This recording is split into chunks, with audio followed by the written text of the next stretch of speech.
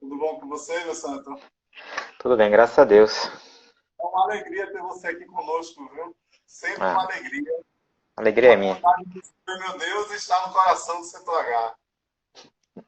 Obrigado. Deixa eu me ajeitar aqui, me organizar. Bom, meu irmão, vamos iniciar, né, esse momento de formação. E muita gente sabe como é importante e como é, como é. Cada vez que essa temática vem à tona, ela é. Então vamos iniciar em nome do Pai, do Filho, do Espírito Santo.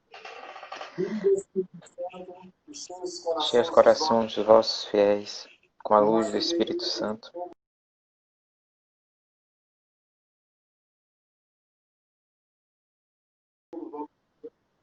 Enviai, Senhor, o vosso Espírito, e tudo será criado, e renovareis a face da terra. Oremos. Ó Deus, que instruíste os corações dos vossos fiéis com a luz do Espírito Santo, fazei que apreciemos retamente todas as coisas segundo o mesmo Espírito e gozemos sempre de sua consolação por Cristo, Senhor nosso. Amém. Amém.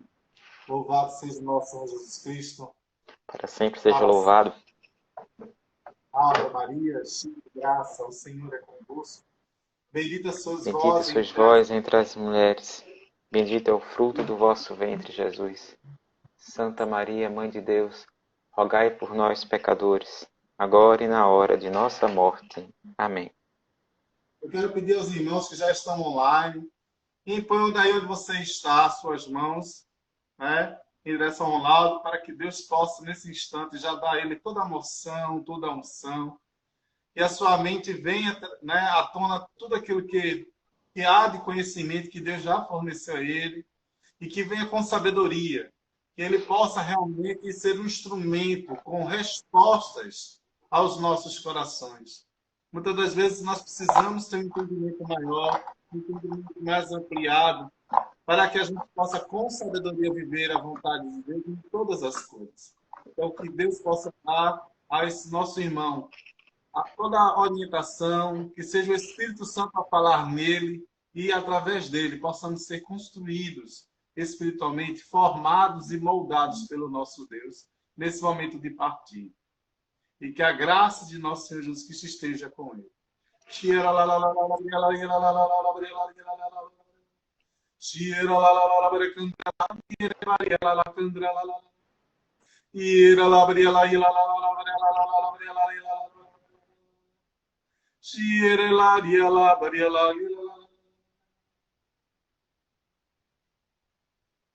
Amém, Senhor.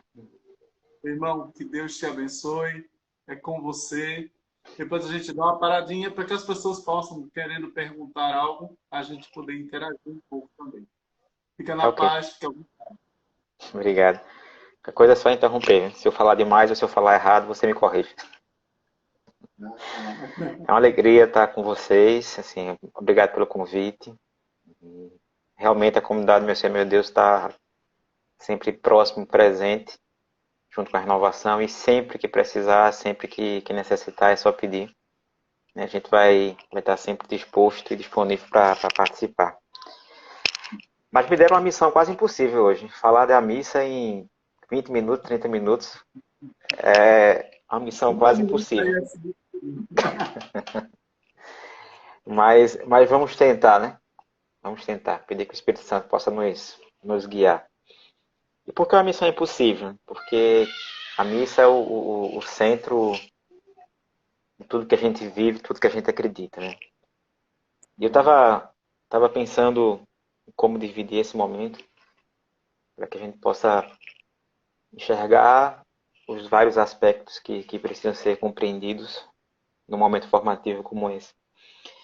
Eu queria começar ressaltando a importância de estar falando de missa, de estudar, de se formar sobre missa.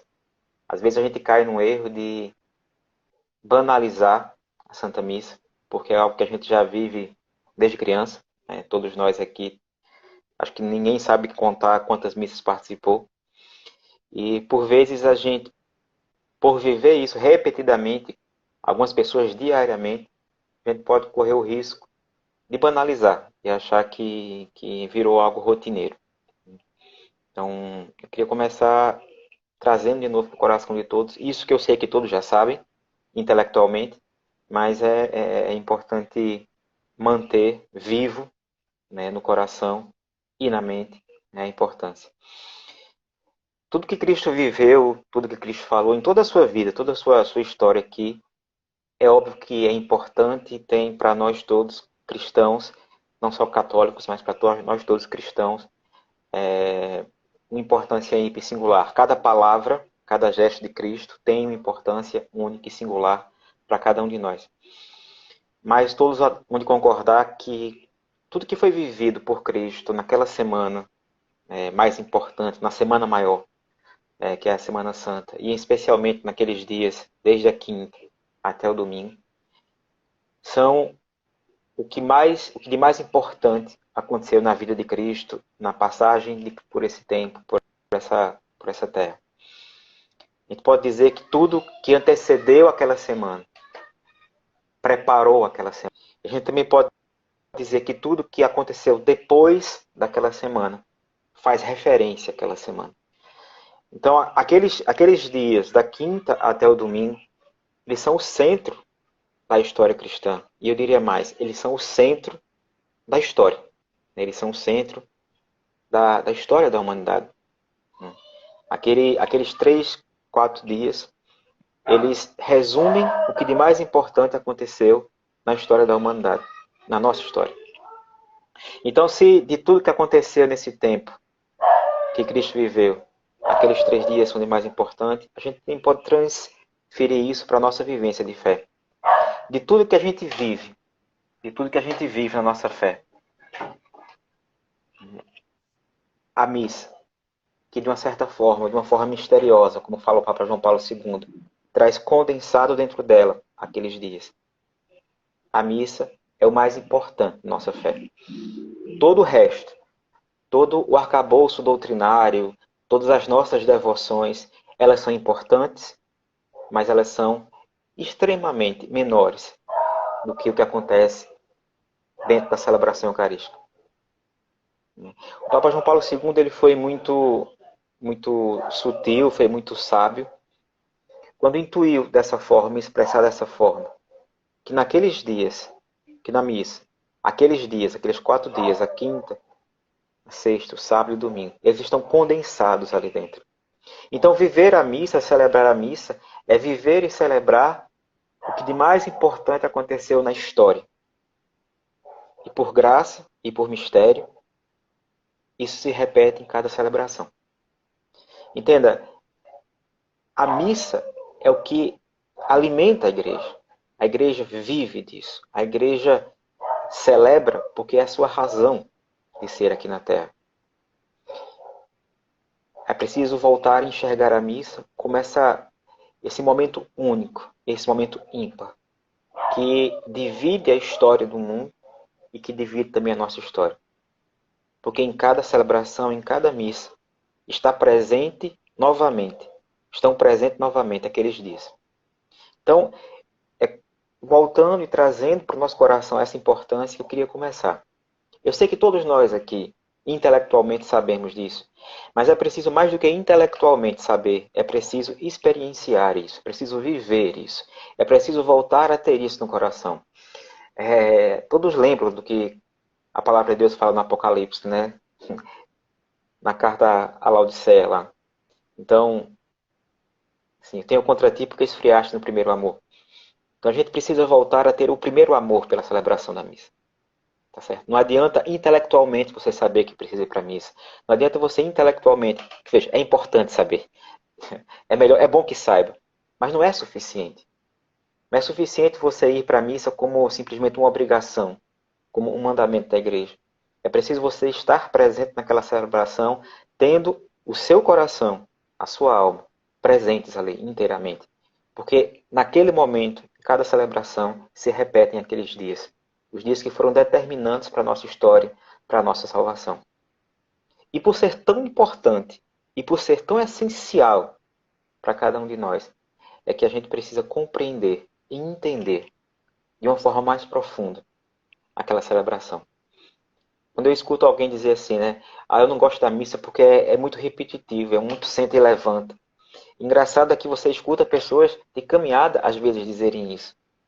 Isso me dá uma dor no coração tão grande, uma tristeza tão grande. Porque é alguém que vive um momento único, especial, e não entende, não compreende o que está acontecendo ali. E é triste ver que grande número dos batizados, não quero ser injusto e dizer a maioria, mas não compreende o que acontece com a celebração. E nós que somos de caminhada, nós da renovação carismática, a gente não pode, de forma alguma, a gente não pode estar entre o número daqueles que não compreendem o que está celebrando. É por isso que momentos como esse de formação precisam acontecer, por mais que pareça óbvio falar da celebração, não, não é óbvio. É sempre algo novo a ser estudado, compreendido, sempre algo novo a ser encontrado quando se adentra esse mistério da Santa Missa. E mais, eu acho que cada um de nós tem uma missão e tem um dever, certo? De proclamar, de propagar a importância da Santa Missa e explicar, para quem não entende, né, a importância da Santa Missa. Você não pode ser só um agente passivo. Você não pode estar aqui só para receber isso e guardar como se fosse algo seu. Não, você tem uma missão depois dessa formação. Você tem a missão de ensinar para os outros a importância da Santa Celebração. Você tem esse dever, enquanto cristão, de ensinar para os outros a importância da Santa Missa. Veja, a Santa Missa ela traz dentro de si dois aspectos, né, que não podem ser separados. Eles não podem ser dissociados. É um banquete, porque naquela quinta-feira santa, Jesus reuniu seus discípulos, né, para celebrar, para comer. Né, era um momento de fraternidade, era um momento de comunhão. Mas a Santa Missa também é um sacrifício. E nós não podemos cair nem no erro de um lado, nem do outro. Nós nem podemos achar que o banquete sobressai, tá certo? Nem que o sacrifício sobressai. A missa, para ser vivida do jeito certo, ela tem que ser vivida compreendendo que essas duas dimensões são inseparáveis. Naquele banquete, Jesus confraterniza, Jesus serve, lavando os pés dos discípulos, e é importante lembrar disso. João, ele escolheu não colocar, ele decidiu não colocar, digamos assim, desenrolar da liturgia eucarística no evangelho dele. Ele preferiu colocar o quê? Ele preferiu colocar o lava-pés.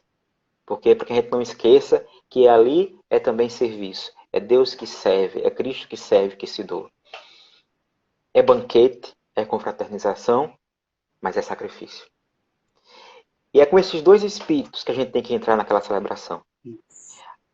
A gente tem que entrar naquela celebração pensando e sabendo que é um momento de encontrar com os irmãos, de viver e ser igreja. Mas é um momento também de entender e compreender que o sacrifício salvífico de Cristo se faz presente ali. É o momento de compreender que de uma forma misteriosa, e a palavra é essa, mistério. E é isso que o padre fala, eis o mistério da fé. De uma forma misteriosa, aqueles dias estão presentes naquela celebração. Então, banquete e sacrifício são dois aspectos inseparáveis, indissociáveis.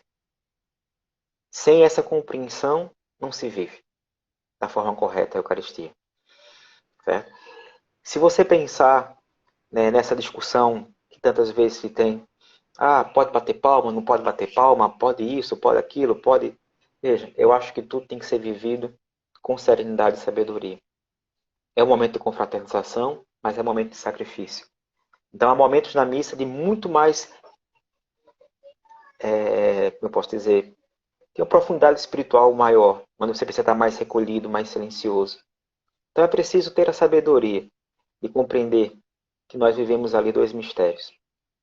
A Santa Missa ela é formada por um conjunto de ritos, né, que por vezes você não consegue diferenciar, mas são 4 partes muito claras. O rito inicial, que a gente conhece bem, né, oração de entrada, embora a missa só comece quando o padre faz o sinal da cruz e ali começa a missa, especificamente. Então você tem a saudação do padre, você tem o ato penitencial. E é importante ressaltar uma coisa, tá, no ato penitencial.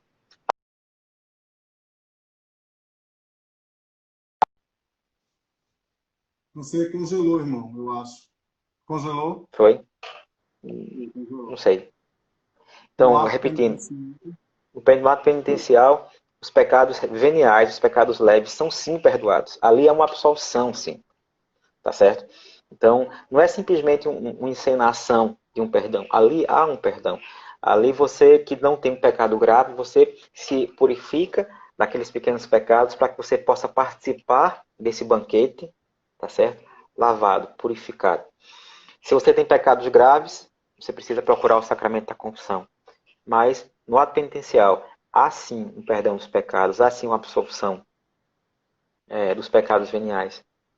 Em seguida você tem o glória, né, que a gente precisa acabar com essa história de mudar, de tirar aquela oração e botar uma música qualquer. Não, você pode até cantar aquela oração, certo? Mas é a oração da igreja. Não troque isso por uma música. Com todo respeito aos compositores, assim, que fazem letras lindas, maravilhosas, tá certo? Mas é uma oração da igreja. Então, vamos rezar, vamos cantar aquela oração, mas é aquela oração. E por fim, a oração que é chamada coleta. Ali todos nós temos que colocar as nossas intenções, juntar as nossas intenções com com a intenção da igreja e oferecer aquela oração, né, ao Senhor. Então você que quando chega na missa quer rezar por alguém, esse é o momento de você dizer, Senhor, está aqui a minha intenção para essa missa, está aqui, né, isso que eu trouxe para essa missa. Então com a oração da coleta que se chama, não a oração da coleta das ofertas, certo? Mas aquela primeira oração que o padre diz oremos, que é chamada de coleta, tá? Se encerra o rito inicial. Tá claro? Então, rito inicial, saudação do padre, ato penitencial, glória, oração, coleta. Tá? Depois a gente entra no momento que eu posso dizer, não vou dizer que é mais importante, porque o mais importante é óbvio que é a Eucaristia, mas é um momento que a gente tem vivido tão mal, e me perdoem se eu estou sendo injusto com alguém, mas a gente presta tão pouca atenção nas leituras que são proclamadas. É o momento do banquete da palavra. É o momento em que a gente está ali para ouvir Cristo falar para a gente, para ouvir o Pai falar para a gente, para escutar o Espírito Santo falar para a gente. A gente, às vezes, presta tanta atenção naquele pregador X, naquele pregador Y, a gente corre para tantos lugares para escutar o pregador falar. Não, mas ele está falando em nome de Deus. Eu sei, mas na missa é o próprio Deus quem fala, através da sua leitura. E a gente presta tão pouca atenção naquilo. A gente precisa voltar a prestar atenção naquilo. A gente precisa voltar a atentar para o que Deus fala através da sua palavra. Né? Primeira leitura, né? O Salmo responsorial, que de forma nenhuma deve ser trocado por canto de meditação, nada disso. Graças a Deus, de uns anos para cá isso se acabou, né? Mas antigamente se trocava muito o Salmo por um canto de meditação. É um crime litúrgico que não tem tamanho. Então, primeira leitura, Salmo de meditação. Segunda leitura, domingos e festas, tá certo? E o Santo Evangelho. Então, essas leituras, né, são leituras da palavra de Deus. É o banquete da palavra. É a mesa da palavra que nos é oferecida. E a gente não pode tirar desse conjunto a homilia do padre. É a reflexão da igreja em cima da palavra de Deus. É a igreja de hoje, e veja, escuta o que eu estou lhe dizendo, não é o padre, é a igreja de hoje, explicando para nós, trazendo para o nosso contexto, né, aquela palavra. E aqui o Papa Francisco tem puxado a orelha dos padres, não sou eu, é o Papa Francisco que tem puxado, né, para melhorar as homilias, para serem homilias mais curtas, mais objetivas, mais espirituais. Mas de toda forma a gente não pode se furtar em ouvir o que Deus fala. E me permitam também uma correção fraterna. Tem padres que eu não gosto muito da homilia. Mas eu não posso me fechar à graça de Deus porque eu não gosto da homilia daquele padre. Porque naquele dia pode ser que eu precise escutar aquela palavra. Então, estejamos abertos à graça de Deus. Deixemos que o Espírito Santo haja através daquela homilia. Que pode ser de um padre que você não gosta. Mas Deus usa de tudo e de todos para falar ao seu coração. Então não perca a graça. Não entre nesse momento de escutar a palavra de Deus com preconceitos. Tenha um coração aberto, tenha um coração, sabe, sensível à moção do Espírito Santo, que vai usar de tudo e de todos para falar ao seu coração. Certo? Então, quando termina a homilia, é a nossa vez, e eu não sei se vocês entendem isso, é a nossa vez, enquanto Assembleia, de proclamar a nossa fé. De dizer, ó, tudo que eu ouvi nessa primeira leitura, no Salmo, na segunda leitura, quando tem no Evangelho e na homilia, eu acredito. E eu digo isso como? Recitando o credo. Veja, o credo é uma declaração minha de cristão, que eu acredito em tudo aquilo. Em tudo aquilo que eu ouvi até agora, em tudo aquilo que eu vou viver dali para frente naquela celebração. E por vezes nós rezamos esse credo, infelizmente, sem ter consciência do que ele significa. Ele é uma declaração minha. Eu estou dizendo para o mundo que creio. Veja a importância dessa oração. Por conta, eu sei, outros fatos históricos. Mas o que é usado para justificar a divisão da igreja do Oriente e do Ocidente foi uma palavra no meio do credo. Procede do Pai e do Filho. Por quê? Porque modificar o credo, porque mudar o credo, era mudar a fé. Entendeu? Era desvirtuar a fé.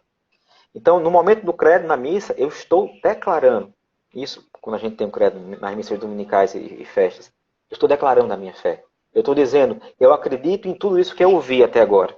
E acredito também em tudo que eu vou viver daqui para frente. E depois do credo, você tem a oração da Assembleia. Onde é a Assembleia que reza. Veja, eu sei que em missas maiores, como nas nossas paróquias, 200, 300 pessoas, às vezes é difícil e impossível você deixar que hajam orações espontâneas. Mas é o momento da oração da comunidade. Então, por uma questão de organização, você tem aquelas leituras do jornalzinho. Mas em missas menores, era importante que você deixasse alguém da comunidade pegar o microfone e lá fazer uma oração do contexto da comunidade. Entendeu? Então, você pedir para um fiel não ler a oração no jornalzinho, mas fazer uma oração pela realidade comunitária, pelo padre que está doente, pela aquele irmão que está com dificuldade, pelos empregados da comunidade paroquial, etc. Por quê? Porque é o momento da Assembleia rezar, da Assembleia pedir ao Senhor. Então veja como é um momento importante da celebração. Não é o momento em que alguém vai fazer uns pedidos lá. Não, é a igreja unida pedindo ao Pai por aquela realidade. Com a oração da Assembleia, você encerra, né, esse momento, esse rito, né, da palavra. E você começa a terceira parte da missa, que é o rito sacramental. Tá certo? Que começa com as ofertas, com a procissão das ofertas. Ali é apresentado o pão e o vinho, que vão ser consagrados, né, que vão ser oferecidos, né, para que eles se transformem, sejam transformados pela ação do Espírito Santo no corpo e no sangue de nosso Senhor Jesus Cristo. O padre faz a oração, apresentando ao Senhor aquelas ofertas. É o momento também quem trouxe a sua oferta para a Santa Missa dá a sua oferta material. Mas muito mais importante que a oferta material, mas é importante a oferta material, né, é que você se coloque ali, você também se coloque naquele altar espiritualmente. Né? É o momento de você também dizer para o Senhor que está disponível para Ele, se dar para Ele. Né? Aquele não é um momento em que você tem que esperar as pessoas irem lá colocar o dinheiro, a sua oferta. Não, é o momento de você se recolher, porque começa nesse momento, né, a grande graça daqueles dias, daquela quinta, sexta, sábado e domingo. Tá certo? Então é o momento de você se colocar ali presencialmente também, naquele momento. Depois da oração das ofertas, você começa a oração eucarística. Veja, e aqui eu queria pedir uma atenção especial a vocês. Leiam as orações eucarísticas. Fora da missa. Aquilo é de uma riqueza enorme. Principalmente as 4 primeiras orações eucarísticas. Leiam, leiam. A segunda oração eucarística, tá certo? É a oração eucarística mais antiga da igreja. Remonta ao século III, século IV. Tá certo? A primeira oração eucarística era a oração que foi criada pelo Concílio de Trento, que é de uma beleza enorme. Leiam a oração eucarística. Né? Fora da missa também. Entendam o que cada parte quer dizer. A oração eucarística sempre começa, né, com o que a gente chama de prefácio e termina com o santo. né? Então, o prefácio introdutório daquela festa, daquele dia, daquele tempo litúrgico, que termina com o santo, que todos nós rezamos e cantamos, e em seguida entra realmente na oração eucarística, que tem o momento da consagração, propriamente dito. E nesse momento da consagração, que o padre repete as palavras que Cristo repetiu naquela Santa Ceia, é ali que ocorre a transubstanciação do pão e do vinho. É um momento de profundo recolhimento, de profundo silêncio, de profunda devoção. Mas profunda devoção. É o momento em que Deus se faz presente ali. O sacerdote, na pessoa de Cristo, em persona Cristo, por graça, um mistério incompreensível para nós, traz para aquele pão e para aquele vinho a graça do Espírito Santo, quando ele impõe suas mãos e pede que o Espírito Santo venha. E ali não é mais pão, não é mais vinho. Ali é corpo e sangue de Cristo. E a nossa fé nos diz que isso é verdade. Entendam, o céu desceu. Eu nunca esqueço uma pregação de Padre Léo, comentando aquela música, não sei se o céu subiu, não sei se a terra subiu ou o céu desceu. E ele diz, é simples a resposta, o céu desceu. O céu desceu para exaltar. E onde Cristo está, é céu. Onde Cristo está, é terra santa. Não foi isso que aquela sarça, que o anjo na sarça falou para Moisés, tira as tuas sandálias dos teus pés, porque esse lugar é lugar santo, é terra santa. E naquele altar, naquele lugar, é terra santa. O céu desceu. Cristo está naquele lugar. Deus está naquele lugar. É céu. É céu. Não importa se você não gosta do padre, não importa, é céu. Não é o padre. Agora, ali, é céu. E por ser céu e por Deus estar ali, é que você não pode estar ali de qualquer jeito. É por ser céu e por Deus estar ali, você tem que estar lá inteiro, de corpo e de alma. Inteligência, racionalidade, sentimento, inteiro. A oração eucarística continua depois da consagração. Você tem oração pela igreja, oração, pelos fiéis defuntos, oração pela comunidade. E termina com a doxologia final, por Cristo, com Cristo em Cristo, que deve ser dito pelo padre. E tem uns padres que pedem para eu repetir. Não, quem tem que repetir aí, quem tem que falar é ele. E nesse momento se encerra esse rito sacramental, esse rito eucarístico, o rito da oração eucarística, esse rito sacramental, onde ali acontece a consagração. Então a gente entra agora no rito eucarístico, nos ritos finais, na realidade. Você tem Pai Nosso, depois do convite do Padre, você tem a oração pela paz, você tem o Cordeiro e tem o momento da comunhão. Veja, esse momento da comunhão ele precisa ser reencontrado pelos católicos. Tá certo? Porque dá uma dor no coração ver esse rito da comunhão hoje em dia. Tá certo? Dá uma dor escutar a música que é tocada de vez em quando. Me perdoem os músicos que estão aqui. Tá certo? Porque tocam umas músicas às vezes que não é para dançar não, gente. É para rezar. É para rezar. Dá uma dor ver as pessoas indo para a fila da comunhão, se cumprimentando, se confraternizando. Não, você está indo para a fila não é para encontrar o irmão, não. Você está indo para a fila para falar com Jesus. Ah, Rony, mas se eu não falar com a pessoa, eu vou achar que eu sou mal educado. Seja mal educado, meu irmão. Entenda o que eu quero dizer. Naquele momento, você está ali por conta de Cristo. Depois que aquele momento da comunhão passar, você vai lá, você abraça o irmão, você fala com ele. Mas naquele momento, é Cristo. Naquele momento, você, na sua pequenez, na sua miséria, você vai receber o Senhor. É céu. E você vai entrar no Santo dos Santos. Entende? Você vai se aproximar de Deus. Você vai se aproximar da sua verdade. Não é isso que Cristo fala? Eu sou o caminho, a verdade e a vida. Você vai se aproximar da sua verdade. Você vai se aproximar do seu caminho, da sua vida. O que pode haver de mais importante do que se aproximar de Cristo? Quem é que é mais importante do que Cristo? Então, por que desviar o seu olhar? Por que desviar a sua atenção do que é mais importante? Voltemos a ansiar por esse momento. Voltemos a ansiar pelo momento em que você vai entrar naquela fila da comunhão para receber o Senhor. Oxalá esse tempo de pandemia tenha servido para voltar a trazer para o nosso coração, desejo de Deus. Eu comunguei quando voltou as celebrações presenciais. Com tanta alegria. Eu disse para minha esposa, minha vida voltou a ser completa. Entendeu? Eu espero que vocês tenham tido esse mesmo sentimento.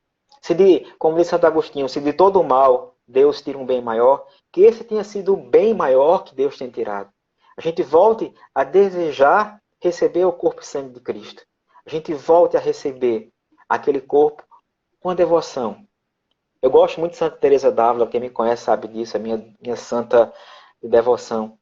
E ela diz, quando você receber o Senhor, que você esteja como alguém que recebe um convidado especial e abre a porta da sua casa e diz, entre, sente aqui, fica comigo.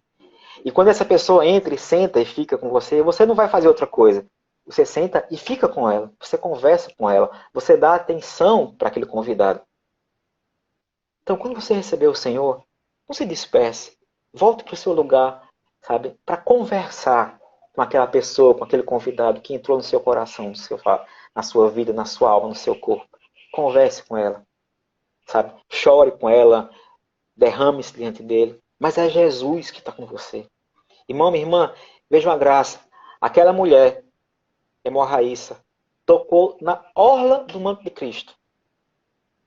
Você comunga da carne e do sangue de Cristo. Veja que graça infinitamente maior cada um de nós tem. Não perca esse momento de graça. Eu sei que às vezes você está com a cabeça cheia, que a gente está apressado, está corrido. Mas a gente precisa atentar para isso. A gente não pode banalizar esse momento. A gente não pode viver esse momento de qualquer jeito. Depois da comunhão, você tem a oração final. Né? Você tem também aqueles avisos que não tem fim, né? Às vezes é mais aviso do que missa. Né? A saudação final do padre. Né? E a missa termina com ide em paz. Né? E o Senhor vos acompanhe. Ou como diria Padre Léo, né? Ide em paz que o Senhor vos alcance. Né? Porque muita gente vai embora antes até da missa terminar. Veja, eu falei aqui em 15 minutos, que eu estou contando o tempo aqui, desse rito todo. Imagina o quanto de mistério tem dentro disso. Imagina o quanto de beleza cada parte da oração eucarística para ser compreendida e estudada.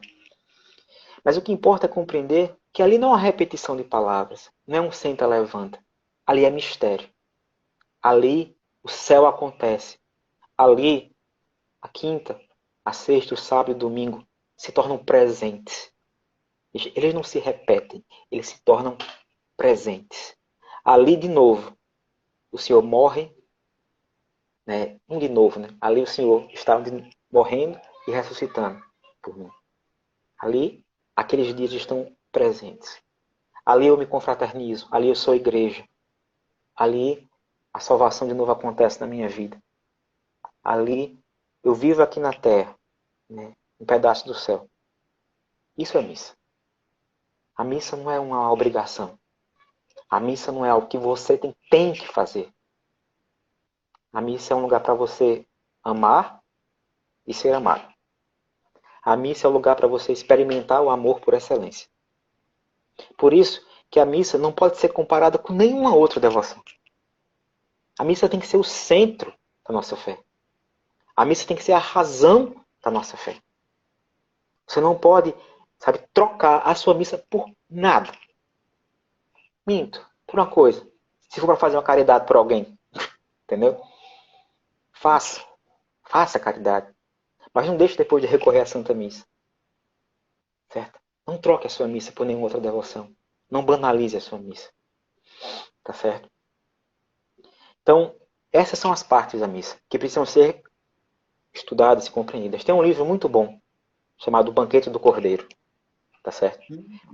O Banquete do Cordeiro de Scott Hahn. É um ex-protestante que se converteu e escreveu um livro sobre a Santa Eucaristia. Eu aconselho muito esse livro.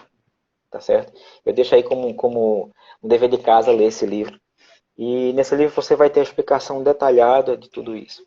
E se você quiser entender realmente parte por parte, entender cada gesto da missa, tem uma forma simples, trabalhosa, mas simples. Vá na internet e baixe o Missal Romano.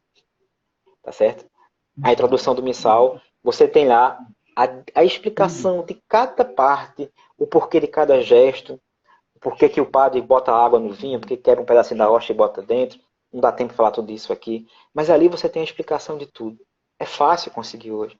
Então, se você é formador, se você quer entender mais, se você é catequista, se não vá atrás de. Pega o missal, vai ler. É fácil de entender, ele é didático. É grande. A leitura é longa. Você não vai ler o missal, aquele livro todo, não, tá? É só a introdução do missal, é bem curto. Tá? Mas assim, para você entender direitinho. Então fica aí a introdução do missal para quem quiser detalhar mesmo. Mas esse livro de Scott Hahn, O Banquete do Cordeiro, ele é muito bom e traz também um testemunho de um ex-irmão evangélico que se converteu e encontrou a beleza na Eucaristia. Então é isso, né? Não sei se eu consegui em 30 minutos, mas para encerrar, quem me conhece sabe, assim, eu tenho que terminar falando do amor de Deus de alguma forma. É, a missa, antes de tudo, é um lugar de amar e ser amado, tá certo? Não entre naquele lugar de qualquer jeito e não saia de lá do mesmo jeito. Tenha certeza que quando você sai de cada celebração, certo? Você sai profundamente amado por Cristo, né? Tem uma frase que eu gosto de repetir muito quando eu prego no seminário de vida sobre o amor de Deus. Aquele Pascal da matemática, né? Aquele que a gente estuda. Ele era um homem de profunda fé, não sei se vocês sabem disso, né? E em um momento de oração, ele escuta Cristo dizer para ele: Pascal, na hora da minha agonia, eu pensava em você. Então que cada um possa ter essa consciência, essa certeza no coração. Que na hora da cruz de Cristo, na hora daquele sacrifício, naquela hora que ele mais me amava, que ele mais amava, ele pensava em mim. Pegue essa oração de Cristo para Pascal e torne a sua. Tenha essa convicção, essa certeza, que na hora do maior amor de Cristo naquela cruz, da paixão de Cristo. A paixão de Cristo não é o espetáculo de Nova Jerusalém, não. É a paixão de Cristo. Ele pensava em você. E meu irmão, em cada santa celebração, Deus te ama do mesmo jeito. E você sai daquela celebração profundamente amado por Deus. Então, vá para a celebração para agradecer, vá para a celebração para pedir, mas vá para a celebração principalmente para amar. Amém? Amém. Louvado seja nosso Senhor Jesus Cristo. Amém. Eu deixo então aberto aí para os irmãos, quem quiser, Luísa, né, Marlene, Nádia, Zélia, todos os demais que estão aí, se quiser partilhar, fazer alguma pergunta, fique bem à vontade. E aí é um posto de conhecimento. A gente, quem quiser usar e abusar, a hora é agora. Cidinha, minha irmã, faça também esse momento de pergunta. Meu irmão, desde já quero agradecer pela sua contribuição. Que momento lindo, né? Que momento fantástico. A missa é realmente para quem busca, de fato, essa experiência, né? De participar da missa e não assistir, né? Ela é extraordinária. Não tem como você entrar e sair o mesmo. Eu tenho tido momentos de experiência, de partilha, de crescimento mesmo pessoal, através da missa. Me lembro que foi uma senhora que insistia muito para eu ir para a missa, estava já indo para uma outra igreja, né? Eu estava já encaminhado para a igreja presbiteriana, mas aí quando eu descobri lá que a ceia não tinha o Cristo Eucarístico, né? Eles não acreditavam da forma como eu, na minha catequese, tinha aprendido. E aí eu fui comentar e ela pegou e disse: olha, na igreja tem o Cristo vivo, vá comungar Jesus. E aí eu digo a você, eu vim e me transformei. Não que eu não fosse católico, mas é aquele católico da prática do, né, minha mãe é católica, meu pai é católico, fiz a catequese, fiz a, né, primeira comunhão. Mas veja a sementinha da primeira comunhão ali, né, da catequese ali. Eu tinha uma certeza, Jesus está vivo na Eucaristia. É Ele que está na Eucaristia. Então, se lá naquela igreja que eu estava indo não tinha essa verdade, então eu tinha que procurar um lugar que tinha essa verdade, e era na Igreja Católica. E eu fui conquistado por Cristo pela Eucaristia. Amém. E até hoje é o que me alimenta, né? Aí eu estou realmente, né? Tem aquela hora que você está assim, quebrado, né? Eu aprendi com o sacerdote que assim, tinha hora que quando eu estava mais para baixo, às vezes eu não tinha nem condição de uma comunhão eucarística de fato, né, concreta, pela condição da necessidade de uma confissão, eu às vezes deixava de ir para a missa, né? E aí foi quando na confissão o padre disse, olha, o momento que você mais precisa ir para a missa é aquele onde você menos se sente em condições de ir para ela. Porque é lá que você vai encontrar as forças para voltar a caminhar e assumir a sua. E assim, E assim, esse tempo de pandemia, desculpa, Cristina, esse tempo de pandemia, assim, nós meio que aprendemos de novo a comunhão espiritual, né? Assim, a gente foi privado, né? De maneira correta por isso, pela pandemia. Então, a gente teve que redescobrir a graça da comunhão espiritual, né? Essa graça que assim, nos é concedido quando a gente não pode, por questão de algum pecado mais grave, receber o corpo e sangue de Cristo, mas a gente não deve deixar de ir para a missa, né? Como o sacerdote lhe falou. A gente tem sim que continuar comungando espiritualmente. Cidinha pediu para falar da missa tridentina, não sei se dá tempo. Posso falar? pode sim. Assim, veja, a missa tridentina, né, que é chamada, no caso, a missa em latim, né, antes do Concílio Vaticano II, depois do Concílio de Trento, 1500, vai tanto, nunca decoro a data direito, a igreja ela viveu com o mesmo rito, certo? Durante aí 500 anos, em 1950 e pouco, o Papa Pio XII, ele fez uma pequena reforma, mas o rito continuou basicamente o mesmo. A missa é rezada em latim, né? Veja, eu vou corrigir, não é a missa de costas para o povo, tá? No fundo, a missa, o padre não está de costas para o povo, o, papa tá o padre está de frente para o altar, tá certo? Vamos colocar dessa forma. Ele está versus Deum ou versus Popolo, né? Então, ou voltado para o povo ou voltado para Deus, né? Então, a expressão correta é essa, né? O padre está voltado para o altar e, por consequência, de costa para o povo, mas voltado para o altar, a missa em latim e um rito bastante diferente, tá certo? O Conselho Vaticano II, ele pede, na realidade, autoriza que seja formado um grupo para criar um novo rito, para rever o rito da missa tridentina. Em 1967, eu acredito 68, é apresentado para o mundo esse rito novo, que é o novo Ordos, né, que é essa missa que a gente conhece. A celebração que a gente assiste todo domingo, na realidade, ela é uma celebração, segundo o nosso missal da CNBB, o missal nacional. Então, você tem um rito que a gente conhece, que a gente está acostumado a assistir, mas aquele rito antigo, ele não foi proibido, tá certo? Teve muita discussão uns tempos atrás, mas aquele rito antigo não foi proibido. Era preciso, antes do Papa Bento XVI, era preciso ter uma licença especial do bispo para que pudesse ser celebrado, tá certo? Mas o Papa Bento XVI, ele mudou isso, tá? E ele concedeu a qualquer sacerdote a liberdade de poder celebrar a missa no rito antigo, tá certo? Afirmando que, o termo técnico é esse, a missa tridentina não foi abrogada, aquele rito não foi cancelado, suspenso. Ele continuou válido desde sempre.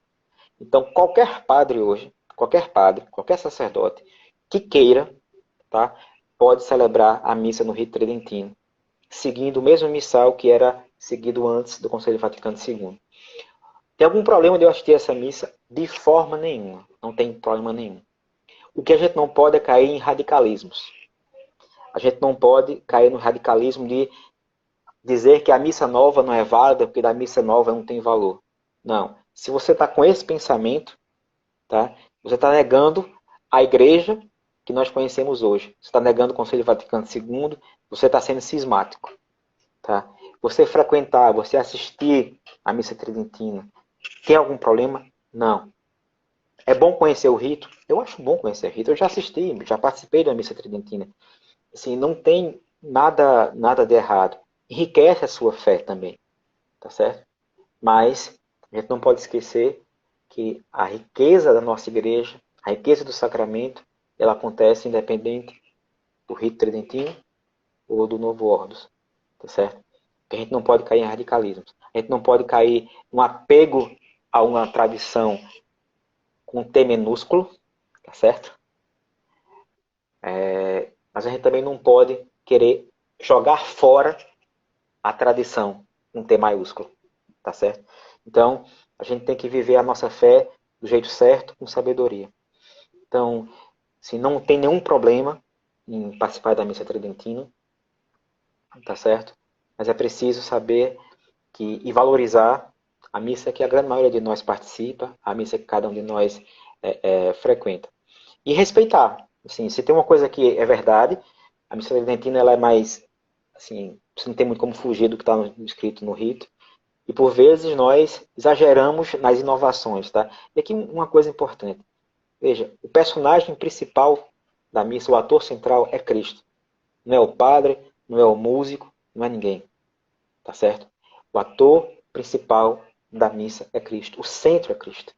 Então, padre que fala demais, que canta demais, ministério de música que canta demais, que faz zoado demais, celebração que é enfeitada demais, tira, em vez de ajudar, tira o olhar e a direção do que é essencial.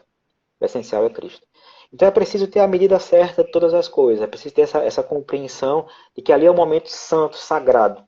Né? Ali é terra santa, ali é céu. Então, eu acho que se tiver essa compreensão e dosar do jeito certo, não há problema nenhum, tá? Em viver a missa do Novo Ordos com tanta devoção quanto a missa tridentina, né? E ali você pode encontrar também toda a beleza, toda a graça, toda a profundidade que há também na missa tridentina. Tá certo? Então, não deve haver competição, não deve haver briga, não deve haver divisão entre ritos. Veja, a gente tem outros ritos, tem o rito maronita, que também é reconhecido. A igreja reconhece, eu não lembro do número exato, mas acho que mais de 15, 20 ritos diferentes em torno do mundo. Tá? A gente conhece esses dois. A Canção Nova celebrava, apresentava o rito maronita numa missa no domingo. Eu não sei se ela ainda apresenta.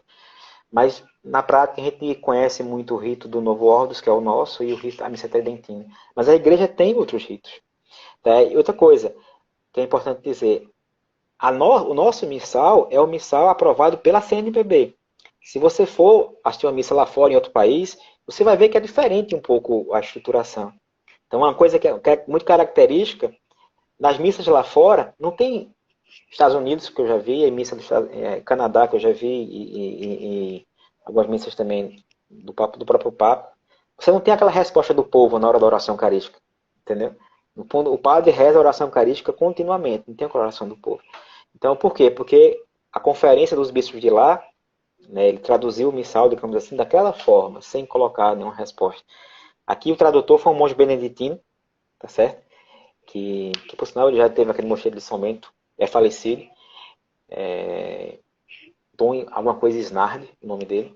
Então foi ele que traduziu o missal para o português e ele resolveu estruturar dessa forma, né? Algumas respostas também são diferentes. Né? O Senhor esteja convosco, Ele está no meio de nós. Então não tem isso lá, missa lá fora. O Senhor esteja com o teu espírito, no teu coração, coisa assim, a tradução lá da missa lá de fora, né? E a gente responde contigo também. Então tem essas pequenas variações de conferência de um país para o outro, mas no geral é a mesma estrutura do rito. Tá? O rito tridentino, sim, é muito diferente. Tá? Mas não tem nenhum problema. Não sei se respondi, Cidinha, mas é isso aí. Não tem nenhum problema. E assim eu digo, quem quiser conhecer, vá conhecer. Tem algum, acho que no centro da cidade, era lá na Abdias, eu acho, que tinha uma missa tridentina por ali.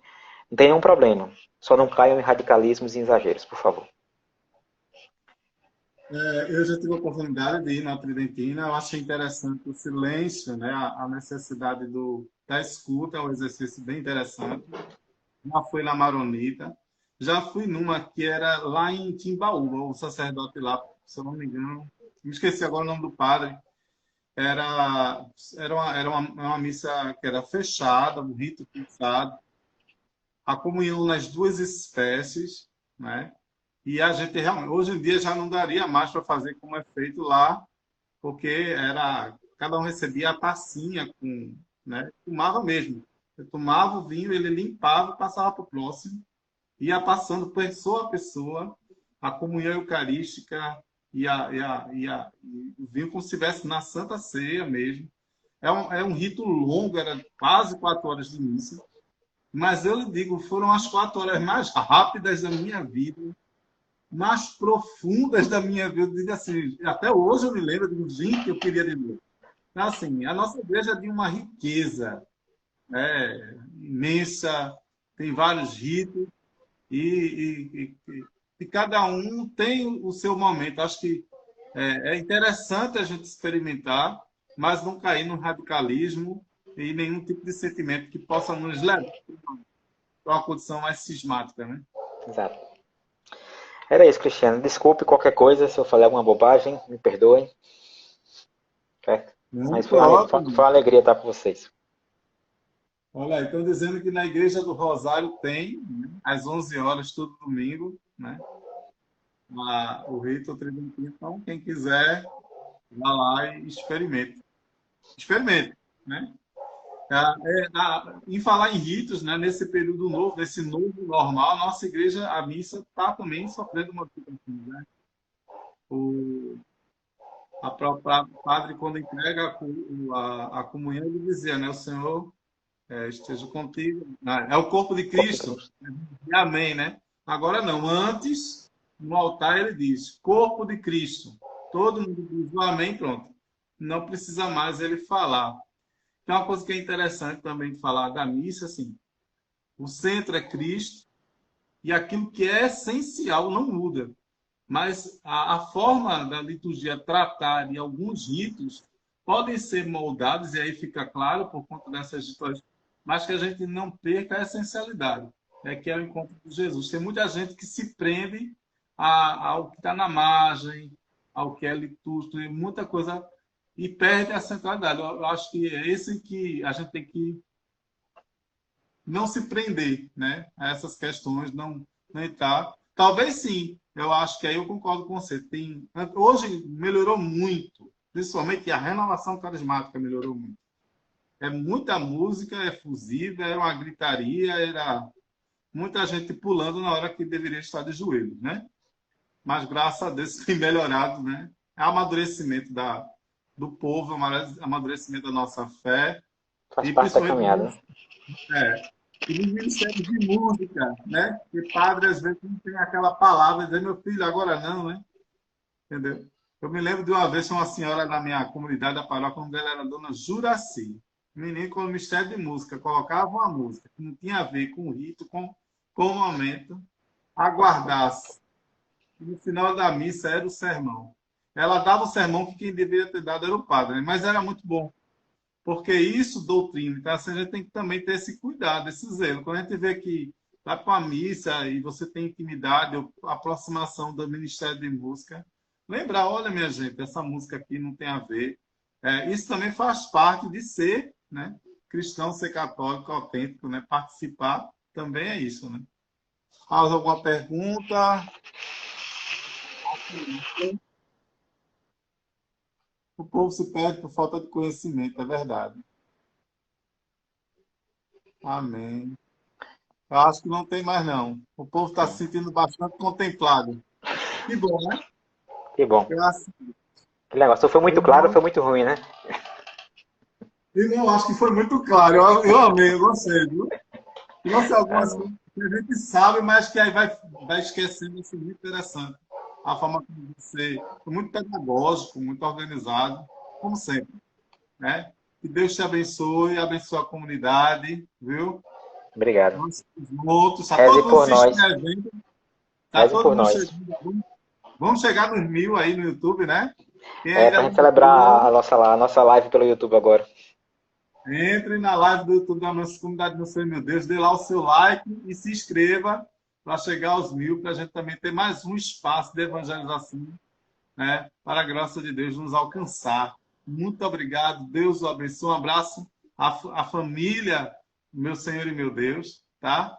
É, muito obrigado a todos vocês que estiveram conosco até agora. Que Deus te abençoe, que Deus te ilumine.